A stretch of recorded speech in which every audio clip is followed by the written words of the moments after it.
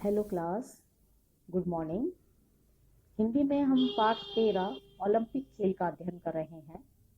Olympic खेलों के बारे में हमने जाना कि ओलंपिक खेलों का इतिहास बहुत पुराना है और माना जाता है कि जो प्राचीन ओलंपिक खेल थे उनके जन्मदाता हरक्यूलिस थे। ईसा से लगभग 1200 साल पहले की बात है कि ओलंपिक नामक स्थान में खेले जाते थे। तो उन दिनों में ओलंपिक खेल जब होते थे तो युद्ध के समय उनको स्थगित कर दिया जाता था।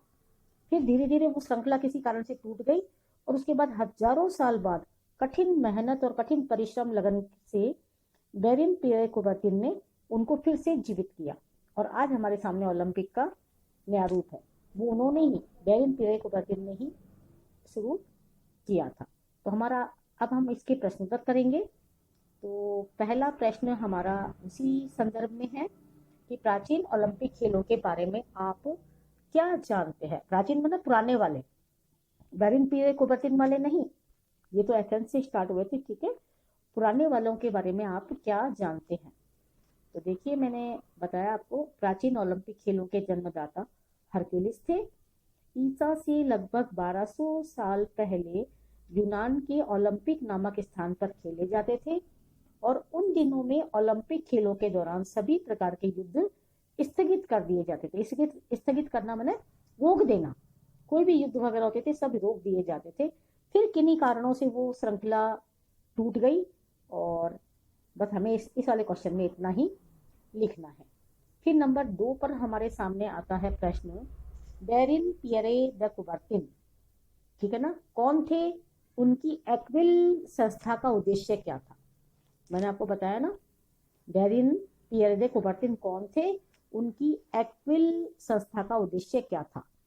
तो फ्रांस के शिक्षा शास्त्री थे और उन्होंने क्या किया, जो हमारा ये गेम जो रुक गया था, ओलंपिक खेल जो टूट गए थे बीच के अंदर, है ना, एकदम से ब्रेक लग गया था, उसको उन्होंने पुनर्जीवित किया, उसको उन्होंने पुनर्जीवित किया, ठीक है। तो हम आंसर कैसे लिखेंगे, बेरिन पियरे कुबर्तिन आधुनिक ओलंपिक को पुनर्जीवित करने वाले फ्रांसीसी शिक्षा शास्त्री थे और उन्होंने उनकी जो एक्विल संस्था उन्होंने बनाई 26 साल की आयु में।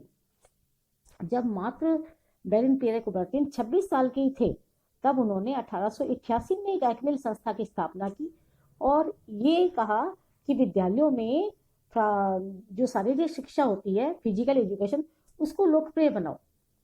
फ्रांस में जितने भी स्कूल हैं सब में, आजकल तो आप लोग ना अपने स्कूल में, जो आप अभी थोड़े बड़े हो जाओगे, 9th-10th में चले जाओगे, 11th-12th में आते हैं आप लोग फिजिकल एजुकेशन ले लोगे।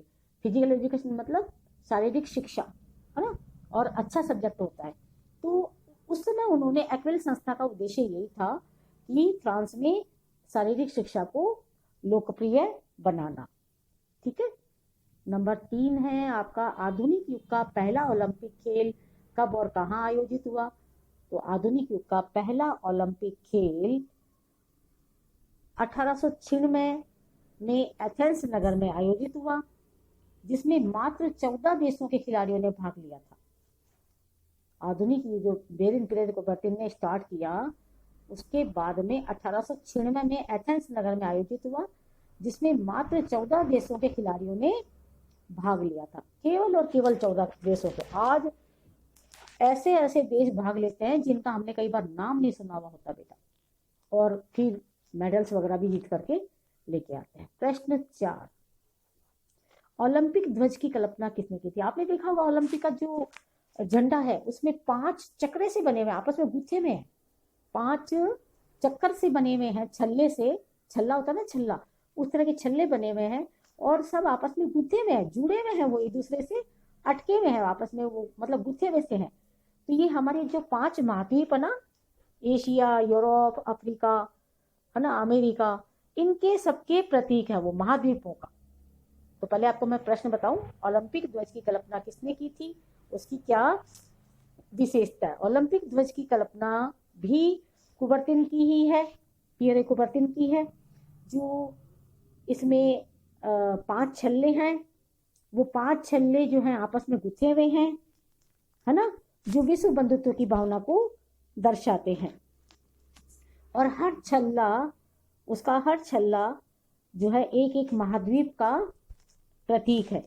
जैसे काला छल्ला है वो अफ्रीका का है, काला छल्ला अफ्रीका का, लाल वाला अमेरिका का, पीला एशिया का जिसमें हम हैं, हरा ऑस्ट्रेलिया का और नीला यूरोप का। ये पांचों के पांचों छल्ले उसके महाद्वीप के होते हैं और महाद्वीप को प्रदर्शित करते हैं हर रंग से। काला जो है वो अफ्रीका को शो करता है, लाल वाला अमेरिका को शो करता है, पीला वाला एशिया, हम एशिया के हैं, हरा ऑस्ट्रेलिया को शो करता है और नीला यूरोप को शो करता है। तो मतलब आपस में गुथे हुए हैं। गुथे हुए का मतलब ये सब हम सब एक हैं। अलग अलग कंट्री होने के बावजूद भी हम सब आपस में एक हैं। अगर हम सब आपस में एक नहीं होंगे तो ओलंपिक खेलने के लिए कैसे इकट्ठे हो सकते हैं?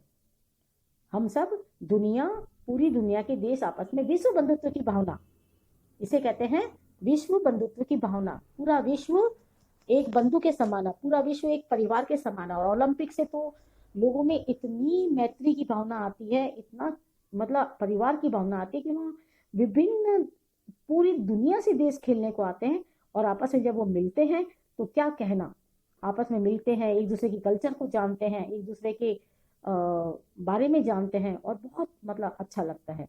हम भी अगर कहीं अपनी टीम लेके जाते हैं तो आपने देखा होगा कि जब अपनी स्कूल की टीम और कोई टीम आपस में जब मिलती है तो क्लियर आपकी दोस्ती होगी, वैसे ही है ना।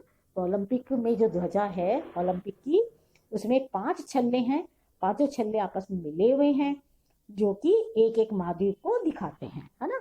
ये पूरा विश्व बंधुत्व की भावना को प्रकट करते हैं। हर छल्ला एक एक महाद्वीप का है।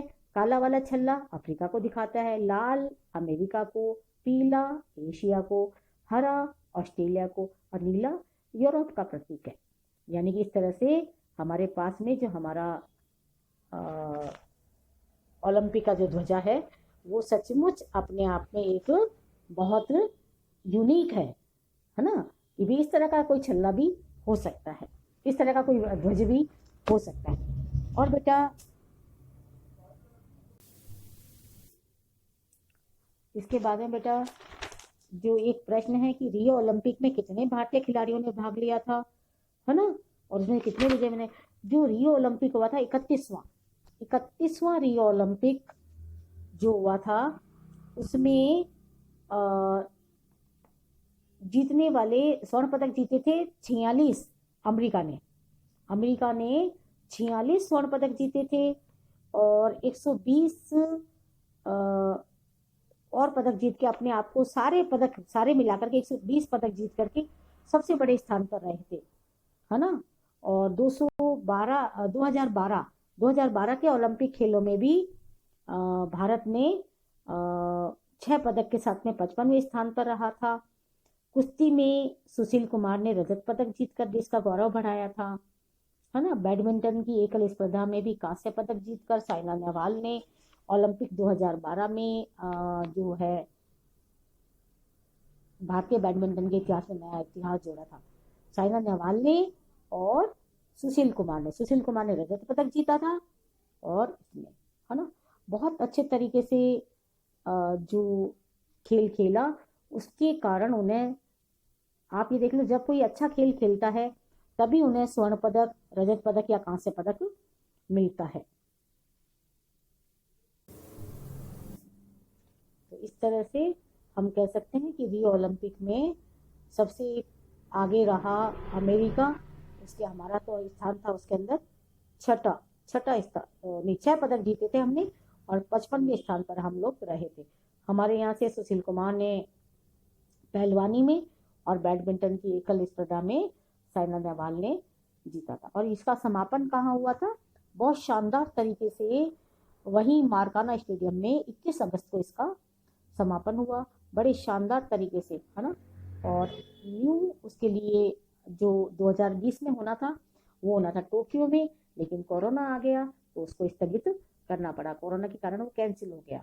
अब देखें कब होता है, क्या होता है, उसका अनाउंसमेंट जल्द होगा, क्योंकि कोरोना के चक्कर में इस साल ओलंपिक नहीं हो पाए थे। 2020 वाले ओलंपिक अभी बाकी हैं, ड्यू हैं। आप सारे प्रश्नोत्तर कॉपी में कर लीजिएगा। Thank you.